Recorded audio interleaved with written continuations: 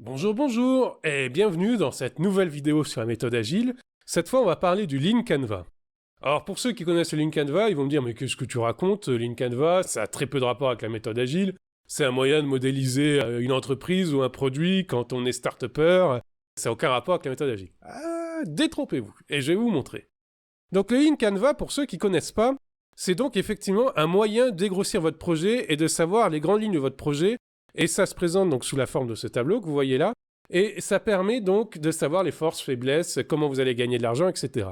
Alors, vous allez vous dire, mais c'est effectivement assez éloigné de la méthode agile qui est en fait la réalisation des fonctionnalités, qui ne s'occupe pas de représentation générale du produit, de direction d'entreprise ou de choses comme ça.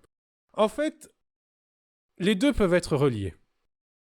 Et le Lean Canvas, vous pouvez le relier à votre histoire saga, si vous vous rappelez des histoires. La saga, c'est l'histoire de toutes les histoires.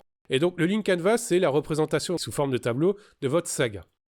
L'idée, c'est que vous décomposiez donc vos colonnes, comme par exemple la case problème, en éléments qui peuvent rentrer dans des concepts de méthode agile, donc en fait dans des histoires.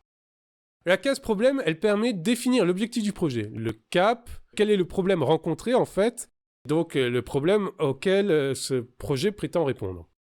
Et donc ça permet de maintenir le cap lors de la conception des user stories, c'est-à-dire en gros, si la user story répond pas au problème, vous la faites pas. Et donc ça permet d'avoir sous le nez en permanence les problèmes auxquels le projet est censé répondre, et donc de pouvoir sélectionner dans les user stories celles qui sont prioritaires. Ça permet de garder le cap.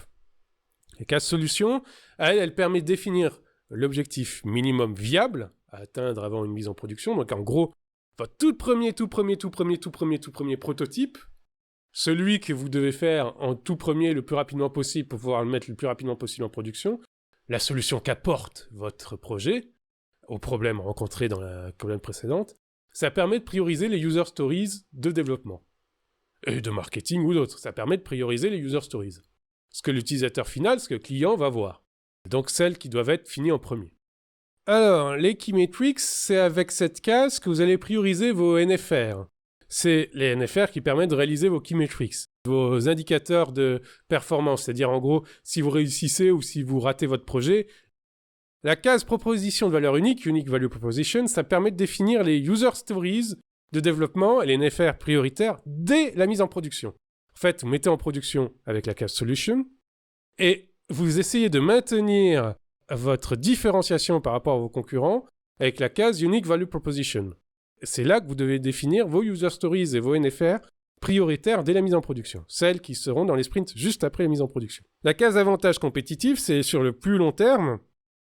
Donc ça permet de définir les spikes, les modules de recherche, vos segments de recherche, qui sont prioritaires dès la mise en production pour pouvoir garder votre avantage compétitif. Donc il faut bien le décrire et pour pouvoir bien orienter vos spikes. La case canaux, channels, ça permet de définir les user stories de marketing. Quel contenu on met sur quel canal, etc. La case segment clientèle, customer segment, elle permet de définir les user personas. Donc en gros, les sujets de vos histoires.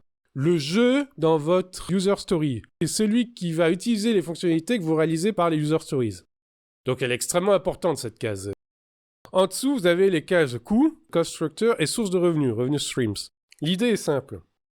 Vous avez des histoires qui peuvent coûter beaucoup plus cher que d'autres. Et donc l'analyse de vos structures de coûts, de vos coûts, permet de prioriser ces histoires en fonction des moments où vous savez que vous aurez les revenus suffisants pour pouvoir les réaliser. En gros, si vous voulez acheter du serveur, il vaut mieux privilégier les sprints qui sont dans les périodes de promo, tout simplement.